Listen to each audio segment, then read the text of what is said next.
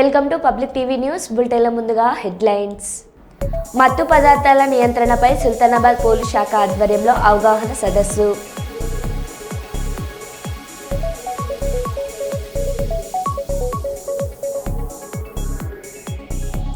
Peddapalli RTO కార్యాలయంలో ACP అధికారుల ఆకస్మిక తనిఖీ.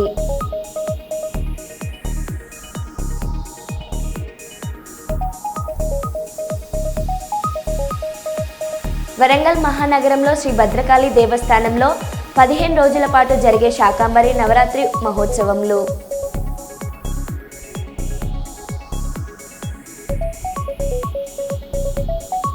రంగారెడ్డి శంకర్పల్లి సమీపంలో రైల్వే ట్రాక్. వికారాబాద్ జిల్లా కేంద్రంలో ఇతర మతానికి చెందిన వ్యక్తి కార్పొరేటర్ సెల్యూన్ ఏర్పాటు చేయడాన్ని వ్యతిరేకిస్తూ నాయి బ్రాహ్మణుల నిరసన. 5 రోజులుగా సంపూర్ణంగా షాపులు మూసివేసి నిరసన వ్యక్తం చేస్తున్న నాయి బ్రాహ్మణులు పెద్ద ఎత్తున ర్యాలీ నిర్వహించి కలెక్టర్ కార్యాలయం వద్ద ఆందోళన చేపట్టారు. కార్పొరేట్ సెలూన్ ఆపేంత వరకు ఈ నిరసనను కొనసాగిస్తామన్న నాయని బ్రాహ్మణులు. ఇతర మతస్థులు సెలూన్ షాపులు ఏర్పాటు చేసుకుంటే తమ కుల వృత్తిని కోల్పోయి వికారాబాద్లో 500 నాయని బ్రాహ్మణ కుటుంబాలు రోడ్డున పడే పరిస్థితి ఉందంటూ ఆవేదన. తమ కుల వృత్తిని కాపాడి తమ కుటుంబాలను రోడ్డున పడకుండా చూడాలని జిల్లా కలెక్టర్ ప్రజాప్రతినిధులకు వినతి పత్రం అందజేశారు.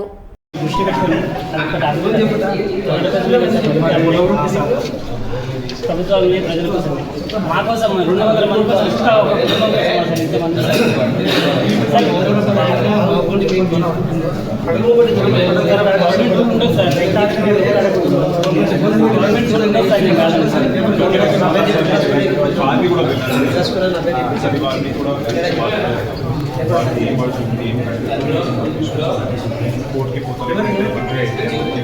సారీ 5 రోజుల నుంచి అందరు షాపులు బంద్ చేసుకొని పిల్లలనక ఏదనక రోడ్డు మీద పట్టినాం. కనీసం ప్రభుత్వానికి కానీ అధికారులకు కానీ ఇంత కూడా వాళ్ళకు కనికరం వస్తలేదని మాకు బాధ అనిపిస్తుంది. వాళ్ళు వచ్చేసి క్లియర్గా మన స్పీకర్ గారు కానివ్వండి, కలెక్టర్ గారు కానివ్వండి, తర్వాత నెక్స్ట్ కమిషనర్ గారు కానివ్వండి, వాళ్ళందరూ కూడా మేము సరే ఆప్తమని అంటున్నారు తప్ప అక్కడ వర్క్ జరుగుతూనే ఉన్నది. కాబట్టి మేము ఒకటే కోరుకుంటున్నాం, దయచేసి చెప్తున్నాం, 2 చేతులు పెట్టి దండం పెడుతున్నాం, మా యొక్క కడుపులు దయచేసి కొట్టకండి. ఎందుకంటే మిమ్మల్ని చూసుకొని మేము బతుకుతున్నాం. ఇవాళ నాడు మా వృత్తిని కనుక మేము అడ్జేస్తే రేపటి నాడు మా బతుకులు రోడ్డున పడిపోతాయి. ఇప్పుడే మేము బాగుపడుతున్నాం. అంతేకాకుండా ఒక మాట చెప్పదలుచుకున్నాం, మీ అందరికీ మీరే చేయాలనా అనే మాట అడుగుతున్నారు. ఇవాళ నాడు గుళ్ళలో కానివ్వండి, లేకపోతే ఎక్కడైనా చూడండి, బయట ఎవరు పుట్టెనిక ఆస్తులు తాకట్టు పెట్టలేదు, మద్యం ఆదాయం తాకట్టు పెట్టలేదు అని చంద్రబాబు అన్నారు. తాకట్టు పెట్టడమే కాదు, అంతకంటే దారుణమైన పని చేశారు. ఆంధ్రప్రదేశ్ ఖనిజాభివృద్ధి సంస్థ అప్పు చెల్లించకపోతే రాష్ట్రానికి సంబంధించిన ఆర్బీఐ ఖాతా నుంచి డబ్బులు డ్రా చేసుకునేలా వెసులుబాటు కల్పించారు అని బుగ్గన రాజేంద్రనాథ్ రెడ్డి మాజీ ఆర్థిక మంత్రి అన్నారు. చరిత్రలో ఎప్పుడు కూడా లేదు. ఈ ఏపీఎండిసి ఖనిజాభివృద్ధి సంస్థ అప్పు చేసే దానికోసము ఆర్బీఐ డైరెక్ట్ డెబిట్ మ్యాండేట్ అని ఇవ్వడం జరిగింది. అంటే అర్థమేమి? ప్రతి రాష్ట్రానికి కూడా బ్యాంక్ ఖాతా ఎవరి దగ్గర ఉంటుంది? ఆర్బీఐ దగ్గర, రిజర్వ్ బ్యాంక్ ఆఫ్ ఇండియా దగ్గర ఉంటుంది. ప్రతి రాష్ట్రానికి, దేశానికి, రాష్ట్రానికి రిజర్వ్ బ్యాంక్ ఆఫ్ ఇండియాలో ఖాతా ఉంటుందన్నమాట. ఎట్లయితే మనందరికి కూడా సేవింగ్స్ అకౌంటు, బ్యాంక్ అకౌంటు ఉంటుందో రాష్ట్రానికి ఆర్బీఐలో ఉంటుంది. ఈరోజు ఎటువంటి వెసులుబాటు ఇచ్చినారంటే, ఏ కారణం వలన ఒకవేళ ఆంధ్రప్రదేశ్ రాష్ట్ర ఖనిజాభివృద్ధి సంస్థ అప్పు అంటూ కట్టలేకుంటే టైం లోపల, అంటే ఇప్పుడు ఈ నెల జూన్ లోపల 3,429 కోట్లు ఏదైతే అప్పు చేయడం జరిగిందో ఒక కంతు ఉంటుంది. ఆ కంతు ఒకవేళ ఆంధ్రప్రదేశ్ రాష్ట్ర ఖనిజాభివృద్ధి సంస్థ ఏపీఎండిసి కట్టలేకుంటే అప్పుదారులు డైరెక్ట్ గా రాష్ట్రానికి సంబంధించిన ఆర్బీఐలో ఉండే అకౌంట్ నుంచి డబ్బులు డ్రా చేసుకునే దానికి వెసులుబాటు ఇచ్చినారు. నాకు తెలిసి ఎక్కడ చరిత్రలు ఇక్కడ లేదు, రాష్ట్ర చరిత్రలో అయితే లేనే లేదు. దేశ చరిత్రలో కూడా నాకు తెలిసి ఇటువంటి దాఖలాలు ఉండవని చెప్పి నేను అనుకుంటూ ఉన్నాను. ఎంత అన్యాయం అండి! ఇప్పుడు దీనివల్ల మీరు చేస్తున్నదేమి? రాజ్యాంగ ఉల్లంఘన. రాజ్యాంగంలో 2003, 2004 ఆర్టికల్స్ ఏం చెప్తాయి? ఏ ఒక్క రూపాయి గాని రాష్ట్ర ఖజానాలో నుంచి బయటకు తీసుకోవాలంటే అసెంబ్లీ. ఇప్పుడు అసెంబ్లీకి అంత ప్రాముఖ్యత ఎందుకు? పార్లమెంటుకు అంత ప్రాముఖ్యత ఎందుకు? ఎన్నో బాధ్యతల్లో భాగంగా రాష్ట్రంలో దేశంలో ఉన్న ప్రతి పౌరునికి సంబంధించిన ధనము కానీ వారి శ్రేయస్సు కానీ వాళ్ళ చేతుల్లో పెట్టడం జరుగుతుంది 5 సంవత్సరాల కాలపరిమితి. ఈరోజు 203 ఆర్టికల్ ప్రకారము ఏదైనా కానీ ఒక డిపార్ట్మెంట్కు డబ్బులు రావాలనంటే అసెంబ్లీలో ఎమ్మెల్యేలు ఒకవేళ వాళ్ళు ఓట్ చేస్తేనే సమ్మతం తెలిపితేనే ఇచ్చేదానికి ఉంటుంది. 204 ఆర్టికల్లో అప్రోప్రియేషన్ బడ్జెట్ సెషన్ అయిపోయిన తర్వాత చివరకు మొత్తము ఈ సంవత్సరానికి ఈ డబ్బులు పరిపాలన చేసేదానికి అవసరం అంటే రాష్ట్ర శాసనసభ ఆమోదం తెలిపిన తర్వాతనే డ్రా చేయడానికి అవకాశం ఉంటుంది. మీరు అమరావతి బాండ్స్ 1.9 అంటే దాదాపు 2% మీరు రాష్ట్రం చేసే అప్పు కంటే కూడా ఎక్కువ వడ్డీకి తీసుకోవడం జరిగింది. ఆ రోజు మీరు సెక్యూరిటీ ఇవ్వడం ఇచ్చిందా, మీరు అమరావతి భూమిని తాకట్టు పెట్టడం జరిగింది. ఇదే మా పీరియడ్లో 2019-24లో ఏపీఎస్బిసిఎల్ ఆంధ్రప్రదేశ్ స్టేట్ బ్రూవరేజెస్ కార్పొరేషన్ ఏదైతే మద్యం అమ్మే కార్పొరేషన్ ఉందో ఆ కార్పొరేషన్ మేము అప్పు చేయడం జరిగింది. ఎట్లా చేయడం జరిగిందండి? 9.62% చేయడం జరిగింది. అయితే 9.62% చేసినప్పుడు ఎస్డిఎల్ అంటే ఆర్బీఐ ద్వారా రాష్ట్రం చేసిన అప్పు వచ్చేసి 7.93. అంటే మా అప్పుకు తేడా ఎంత ఉంది? 1.69% మాత్రమే తేడా ఉంది. మీది 1.9% అయితే మాది 1.69% మాత్రమే తేడా ఉంది. మేము ఏ తాకట్టు పెట్టలేదు, మేము ఏ ఆర్బీఐ డెబిట్ మ్యాండేట్ ఇవ్వలేదు.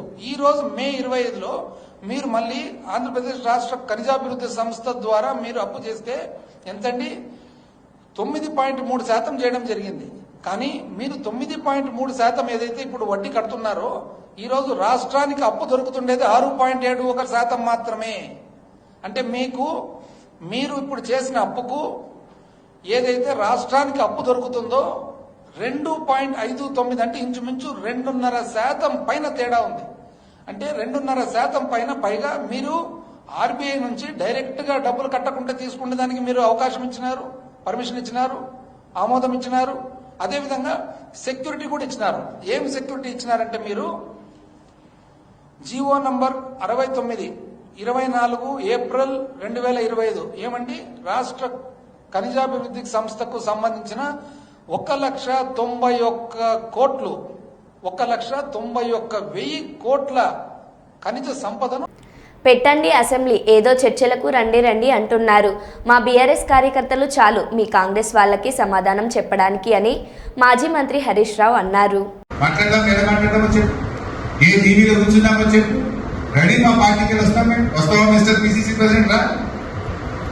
అసలు అసెంబ్లీ పెట్టే చేతగా బాధిపోతుంది కాదు. వారం రోజులు పెట్టుకుని అసెంబ్లీ బంద్. నిజంగా అంత చేసిన వాళ్ళు అయితే అసెంబ్లీ పెట్టడానికి ఎందుకు భయపడుతున్నారు?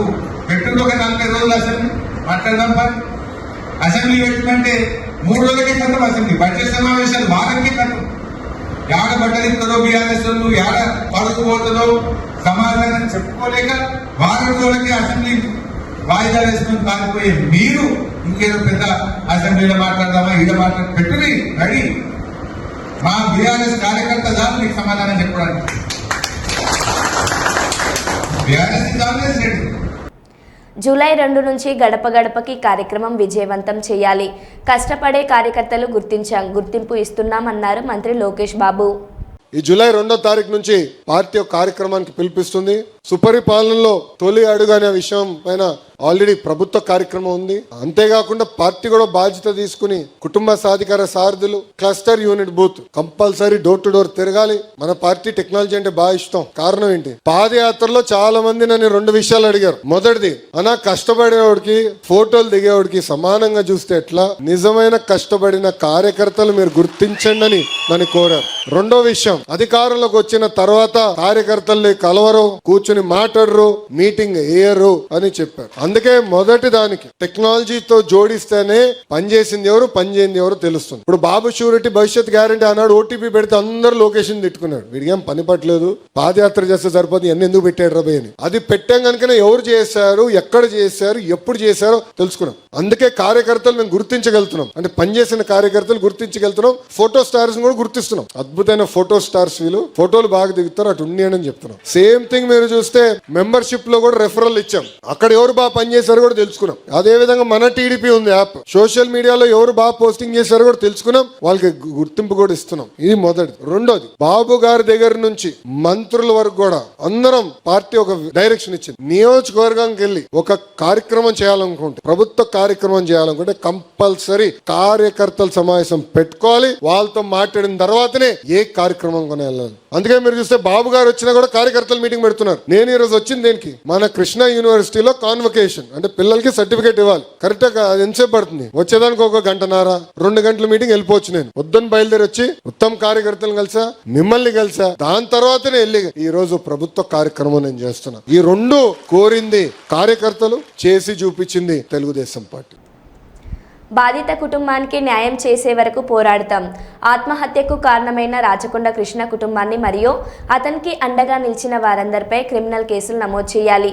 రేవంత్ రెడ్డి దండవిటల్ ఫ్లెక్సీలు పెట్టుకుని రైతులను దోచుకుంట వ్యాపారస్తులపై చర్యలు తీసుకోవాలనే డిమాండ్ కాగజ్ నగర్ డీఎస్పీకి తేల్చి చెప్పిన డాక్టర్ ఆర్ఎస్ ప్రవీణ్ కుమార్.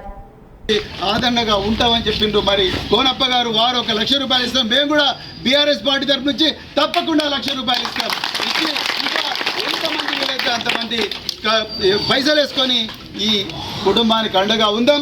అదేవిధంగా మరి ఇంకోటి కూడా పోలీసులు రిక్వెస్ట్ చేస్తున్నా సార్, మీకు తెలియంది కాదు, ఇక్కడ కాంగ్రెస్ పార్టీ ఫ్లెక్సీలు పెట్టుకొని పేద ప్రజలందరినీ కూడా భయపెట్టించి వాళ్ళు ₹1 రేటు ఉంటే ₹2 రేటు ఉంటే ₹4 పెట్టి మరి అలా ఘోరంగా దోపిడీ చేస్తున్నారు. కాబట్టి దయచేసి విజిలెన్స్ దాడులు వీళ్ళ మీద చేయించాల్సిందిగా కూడా నేను కోరుకుంటున్నాను. లేకపోతే కేవలం పెంచికల్పేట సమస్యనే కాదు, కేవలం దయగామ సమస్యనే కాదు, లేకపోతే బెజ్జూరు కౌటాలనే కాదు, ఈ ప్రాంతంలో ప్రతి చోట కూడా తరతరాలుగా ఈ పేద రైతులందరినీ కూడా దోపిడీ చేస్తూ ఉన్నారు. వాళ్ళు మాత్రం బాగుంటున్నారు, వీళ్ళు మాత్రం ఇట్లనే ఉంటున్నారు. అందుకొరకు మేము మళ్ళీ ఒకసారి రిక్వెస్ట్ చేస్తున్నాం, వాళ్ళ భార్యను కృష్ణ వాళ్ళ భార్యను కూడా అరెస్ట్ చేయాలి.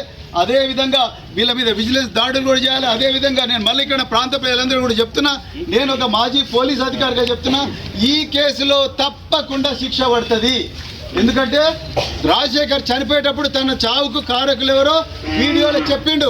అదేవిధంగా రాజశేఖర్ బంధువులందరూ కూడా ఆయనకు జరిగిన అన్యాయాన్ని చూసిండ్రు. వాళ్ళ అమ్మ కూడా మరి ఈ విషయాన్ని తెలుసు, ఆమెకు కూడా తెలుసు. అదేవిధంగా రాజశేఖర్ చనిపోక ముందు వాళ్ళ బావకు ఒక సూసైడ్ నోట్ కూడా ఇచ్చి పంపించిండు. మనం అందరం కూడా జరిగిన నిజాన్ని తప్పకుండా పోలీసులకు చెప్పి ఈ కేసులో పక్కా అతి త్వరలోనే మీరు దయచేసి ఛార్జ్షీట్ వేయండి డిఎస్పీ గారు వేసి వీళ్ళందరూ కూడా ఈ దొంగలందరూ కూడా జైల్లో ఉంటట్టు చూడండి, వాళ్ళకి తప్పకుండా శిక్ష పడుతుందని చెప్తూ మరి ఈరోజు ఇంత పెద్ద ఎత్తున కూడా మీరందరూ రాజశేఖర్ కుటుంబానికి సంఘీభావంగా వచ్చినందుకు, మరి ముఖ్యంగా స్థానిక నాయకులందరూ కూడా చొరవ తీసుకొని కుటుంబాన్ని న్యాయం చేయడం కోసం ప్రయత్నం చేసినందుకు మీ అందరికీ మరొక్కసారి పాదాభివందనం. జై తెలంగాణ, జై కేసీఆర్.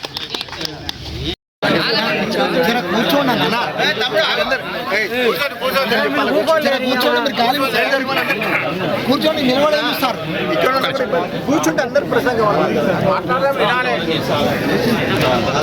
మా బాధ కూడా అర్థం చేసుకుంటాం, కుటుంబ పరిస్థితి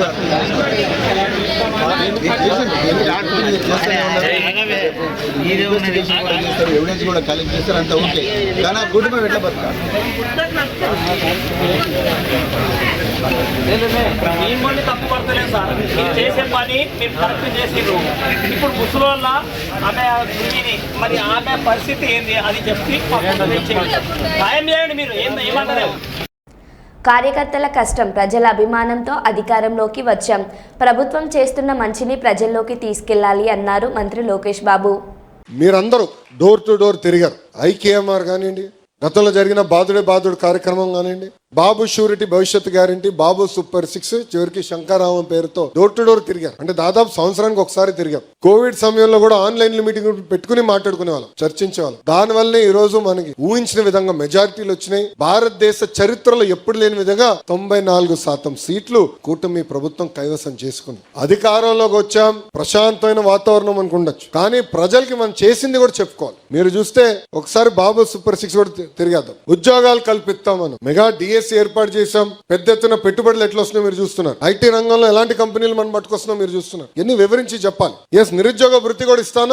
ఈ సంవత్సరంలోనే మొదలు పెడుతున్నాం నిరుద్యోగ భృతి కూడా. అది మీరు వివరించండి. రెండోది తల్లికి వందనం. తల్లికి వందనం అనేది కేవలం డబ్బులు ఇష్టమే కాదు, భూమి కన్నా ఎక్కువ భారం మోసేది మహిళ. మహిళల్ని గౌరవించాలి, తల్లిని గౌరవించాలనేది తెలుగుదేశం పార్టీ విధానం. ఇది ఇప్పుడు కాదు, విశ్వవిఖ్యాత నట సార్వభౌమ స్వర్గశ్రీ నందమూరి తారక రామారావు గారి దగ్గర నుంచి బాబు గారి వరకు జరిగేది. అనేక సంస్కరణలు తీసుకొచ్చాం. ఇప్పుడు డబ్బులు ఇస్తున్నాం, మన చేతులు దులుపుకుంటాం కాదు. మహిళల్ని గౌరవించాలని ఇంట్లో మొదలవ్వాలి, మన వాడక భాషలో మొదలవ్వాలి. నేను విద్యాశాఖ మంత్రిగా పుస్తకాలు నేను చూసా. ఆ పుస్తకాల్లో చూస్తే ఇంటి పనులంతా మహిళలు చేసేదే ఉంది. ఫోటోలు ఈ సంవత్సరం మార్చా. 50% మగవాళ్ళు చేయాలి, 50% ఆడవాళ్ళు చేయాలని పుస్తకాల్లో మేము మార్చా. మహిళల్ని గౌరవించాలనేది ఇంట్లో మొదలవ్వాలి. ఇది మనం మాట్లాడాలి. తల్లికి వందనం అనేది చాలా ఇంపార్టెంట్. డబ్బులు ఇస్తే కాదు, గౌరవించాలనేది. జూలై 5వ తారీఖు నాడు పీటీఎం మీటింగ్ జరుగుతుంది. ఆ పీటీఎం మీటింగ్ లో పిల్లలందరూ తల్లి ఆశీర్వాదం కూడా తీసుకోవాలని పెట్టాం. నేర్చుకోవాలి మనం, అది చాలా చాలా అవసరం కూడా. ఉచిత గ్యాస్, ప్రతి ఏటా 3 ఉచిత గ్యాస్ సిలిండర్లు ఇస్తాను. ఇప్పటికీ 2 కోట్ల గ్యాస్ సిలిండర్లు ఉచితంగా మనం అందజేశాం. కానీ దాంట్లో ఒక ఇబ్బంది ఉంది, కొంతమంది వాడుకుంటున్నారు, కొంతమంది వాడుకోవట్లేదు. అందుకే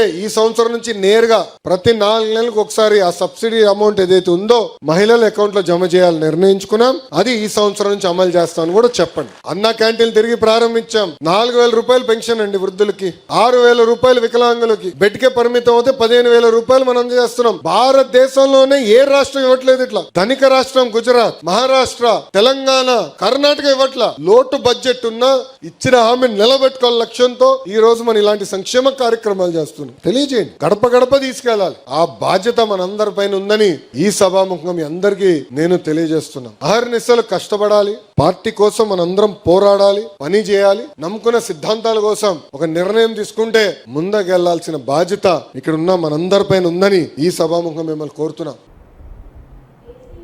ఉమ్మడి వరంగల్ జిల్లా మున్నూరు కాపు సంఘం భవన నిర్మాణానికి బీఆర్ఎస్ ప్రభుత్వం నిధులు కేటాయిస్తే నిన్న మొన్న గెలిచిన కాంగ్రెస్ ఎమ్మెల్యే నేను నిధులు తెచ్చామని చెప్పుకోవడం విడ్డూరంగా ఉందని బీఆర్ఎస్ నాయకులు కార్పొరేటర్ చెన్నం మధు అన్నారు.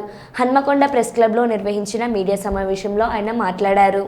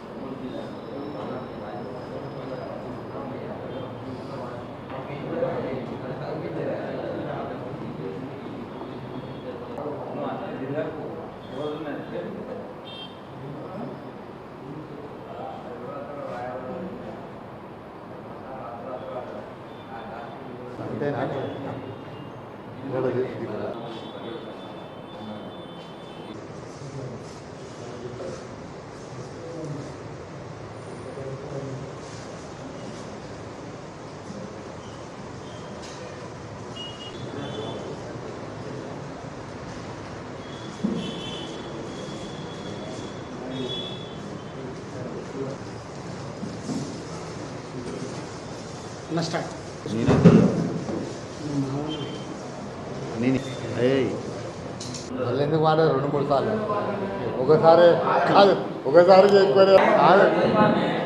కావాల్సుకొని అనేది అంతా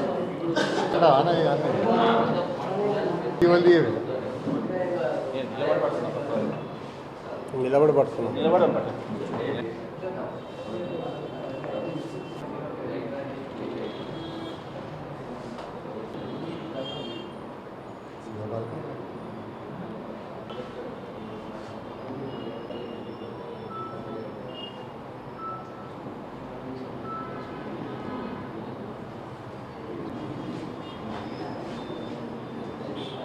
ఈ ప్రెస్ మీట్ ముఖ్య ఉద్దేశం ఏమిటంటే మొన్న జరిగినటువంటి మున్నూరు కాపు సంక్షేమ భవనం ప్రారంభోత్సవం రోజు ఏమి చేయని ఈ కాంగ్రెస్ నాయకులు అన్నీ తామే చేసినట్టు వాళ్ళు చెప్పిన దాన్ని విని మేము ఆ రోజు మా ప్రియతమ నేత మన ఎమ్మెల్యే గారు అయినటువంటి దాసరి వినయ్ భాస్కర్ గారు ఆనాటి ముఖ్యమంత్రి కేసీఆర్ గారిని ఒప్పించి ఆ రోజు మన మున్నూరు కాపుల 40 సంవత్సరాల కళని సాకారం చేయడం కోసం ఆయనే ముఖ్యమంత్రి గారిని ఒప్పించి 5,55,00,000 నిధులు తీసుకొచ్చినాడు జీవో కాపీ. ఇది ఏమి వారు చెప్పకుండా అలాగే ఆ భవన నిర్మాణానికి పర్మిషన్ కోసము ఆడ కూడా మాస్టర్ ప్లాన్లో ఒక రోడ్డు ఉండే, ఆ స్థలంలో మాస్టర్ ప్లాన్ రోడ్డు ఉంటే ఆనాటి మన మున్సిపల్ శాఖ మంత్రులు కేటీఆర్ గారిని ఒప్పించి ఆ మాస్టర్ ప్లాన్ నుంచి ఆ రోడ్డు తొలగించి అలాగే పర్మిషన్ కోసము సుమారు 75,05,00,000 రూపాయలతోని వరంగల్ పశ్చిమ ఎమ్మెల్యే నాయన రాజేందర్ రెడ్డి గారు నిధులు తీసుకొచ్చి ప్రారంభం పనులకు శంకుస్థాపన చేసినట్టుగా ప్రముఖ వార్తాపత్రికల్లో చూశాను. అదేవిధంగా చోటామోటా నాయకులైన తన అనుచరగణంతో ప్రెస్ మీట్లు పెట్టించి దాసం వినయ్ భాస్కర్ గారి మీద అవాకులు చెవాకులు వేలడాన్ని చూసి మనసు కలత చెంది ఈ వేదిక ద్వారా ప్రజాస్వామ్యంలో 4వ స్తంభమైన మీడియా ద్వారా మా కుల బంధువులకు కుల బాంధవులకు ప్రపంచానికి నిజాలు తెలియజెప్పే ప్రయత్నమే ఈ యొక్క ప్రెస్ మీట్ ముఖ్య ఉద్దేశం. ఆనాడు రాష్ట్రం కొత్తగా ఏర్పడిన తర్వాత 2014లో కేసీఆర్ గారు గౌరవ ముఖ్యమంత్రి అయిన తర్వాత బీసీలో రాజకీయ చైతన్యం కలిగిన మున్నూరు కాపు సామాజిక వర్గాన్ని బీసీ లెక్కల లోపల తక్కువ చేసి చూపెట్టిండు. 25 లక్షల మంది మున్నూరు కాపు బిడ్డలను చంపివేసిండు ఆయన లెక్కలల్లా. అట్లాంటి మున్నూరు కాపు ద్రోహితో చేతులు కలిపి మీ అగ్రకుల అహంకారాన్ని చూపెట్టుకుంటూ ఈరోజు పంచాయతీ నుంచి పార్లమెంటు దాకా బీసీల ఐక్యం కావాల్సిన అవసరం ఉన్నదని చెప్పి బీసీల ఉద్యమానికి ఎక్కడ ఈ మున్నూరు కాపులు నాయకత్వం వహిస్తారో మా రెడ్డి వెలమ కమ్మ సామాజిక వర్గం కూసాలు ఎక్కడ కదులుతాయో అని చెప్పి ఈ బీసీ లోపల పెద్ద ప్రాతినిధ్యం వహిస్తున్న మున్నూరు కాపు కులంలో చిచ్చు పెట్టే ప్రయత్నం చేస్తున్నారు నువ్వు ముఖ్యమంత్రి. దీన్ని మేము తీవ్రంగా ఖండిస్తున్నాం. పని చేసినాం కాబట్టి బాజాప్తుగా చెప్పుకుంటున్నాం, గల్లా ఎగిరేసి చెప్పుకుంటున్నాం. నువ్వు సొంతంగా ఏదన్నా పని చేస్తే దాన్ని చెప్పుకో, అంతేగాని మంది చేసిన పనులను నువ్వు చేసినా అని చెప్పుకుంటే రాజేందర్ రెడ్డి ఇది నీకు తగదు. మరొకసారి హెచ్చరిస్తున్నాం నిన్ను మా కులం తరపున. అందులో లోకాన్ని చూసే విధంగా సైన్స్ అభివృద్ధి చెందుతుంది.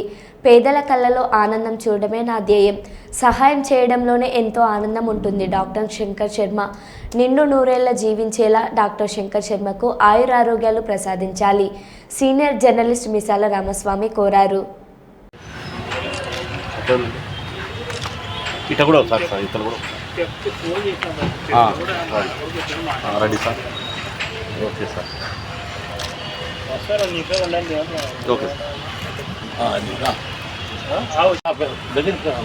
దగ్గర సిన్న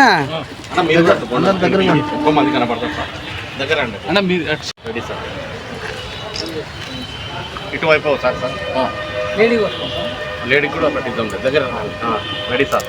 ఇక్కడ చూడండి అందరూ రెడీ అన్నా బాబు చూడ అటువంటి రెడీ. ఓకే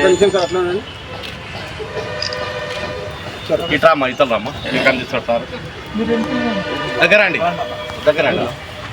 అట్లా ఉండండి దగ్గరకు ఉండండి. Ready sir. అట్లా ఉండండి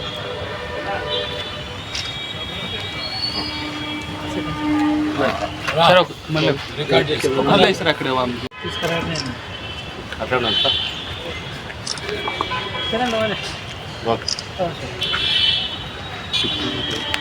రామ్మా ఇతరులమ్మా అందిస్తాడు సార్ కాడి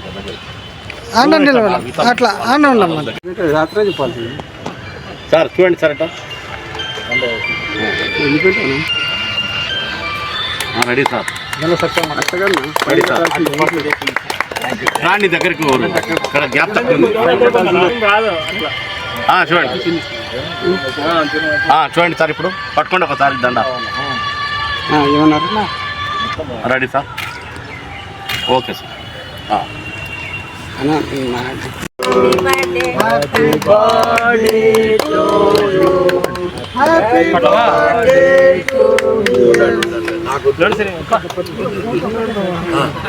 రెడీ సార్.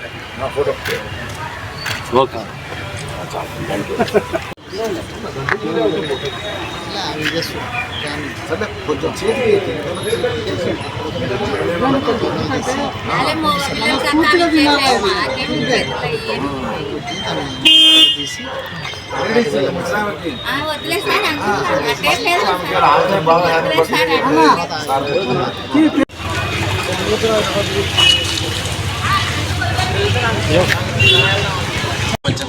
సైంటిస్టు కూడా, ఎందుకంటే ఆ కార్యక్రమం అంటే దాన్ని తలపెట్టాలంటే కూడా పైనుంచి సహాయం అందాలి ఎవరికైనా.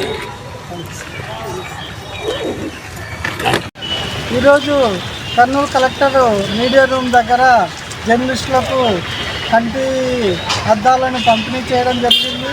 అయితే 13వ తేదీన పరీక్షలు చేశాము. వాళ్ళకి అద్దాలు అవసరమైతే ఈరోజు సమాజ సేవకుడు డాక్టర్ శంకర్ శర్మ గారి పుట్టినరోజు సందర్భంగా ఈరోజు ఆయన ఉచితంగా అద్దాలు ఇవ్వడం అనేది అందరి తరఫున కృతజ్ఞతలు తెలుపుతున్నాను. అయితే నిత్యము ఏదో ఒక సేవ చేస్తున్న వ్యక్తి ఎవరంటే శంకర్ శర్మ. అలాంటి వ్యక్తి నూరేళ్ళు సుఖ సంతోషాలతో జీవించాలని చెప్పేసి మనస్ఫూర్తిగా భగవంతుని కోరుతున్నాను. అయితే జర్నలిస్టులు ఈ మధ్య అనారోగ్య సమస్యలతో వివిధ రకాల కారణాలతో మృతి చెందుతూ అనారోగ్య పాలవుతున్నారు. కనుక మేము ప్రభుత్వానికి ఒకటే చెప్తున్నాము, అయ్యా జర్నలిస్టుల పట్ల వాళ్ళ ఆరోగ్యం పట్ల జాగ్రత్తలు తీసుకోవాల్సిన బాధ్యత మీ పైన ఉంది. అయితే వాళ్ళకు ఏవైతే పథకాలు ఉన్నాయో ఆ పథకాలు కూడా అమలు చేసే విధంగా మీరు చర్యలు తీసుకోవాల్సిన బాధ్యత మీ పైన ఉందని చెప్పేసి ఈరోజు డాక్టర్ శంకర్ శర్మ గారి పుట్టినరోజు సందర్భంగా అద్దాలు పంపిణీ చేయడంతో మేము ఆయనకు కృతజ్ఞతలు తెలుపుతూ ధన్యవాదాలు. మరో బులెటిన్లో మళ్ళీ కలుద్దాం. Stay tune.